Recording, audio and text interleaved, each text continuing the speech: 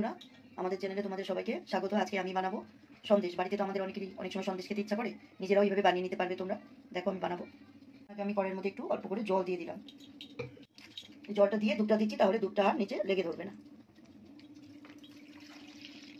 এখানে আমি 1/2 লিটার দুধ ব্যবহার করব। আমার দুধটা উষ্ণ উষ্ণ গরম হয়ে গেছে। এইবার আমি এর মধ্যে এই 10 টাকা দামের 1 প্যাকেট গুঁড়ো দুধ মিশিয়ে দেবো। তার জন্য আমি একটুখানি দুধ কাপের মধ্যে তুলে নিচ্ছি।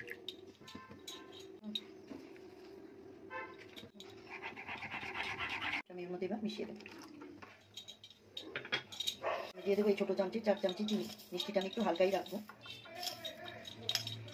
বন্ধুরা দেখো, দুধটা আমার অনেকটাই ঘন হয়ে এসছে। সাইডের দিকে সবসময় কড়াইয়ের দিকে এইভাবে ছাড়িয়ে ছাড়িয়ে দিতে হবে, তাহলে ক্ষীরটা ভালো হবে। এবার আমি এটাকে আরেকটু তাড়াতাড়ি ঘন হওয়ার জন্য আমি অল্প একটু 1/2 চামচির মতন কর্নফ্লাওয়ার একটু জলে গুলে এটার মধ্যে দিয়ে দেবো। দুধটা কি তাড়াতাড়ি ঘন হয়ে যায় না, জিনিসটা একটু মসৃণ হবে।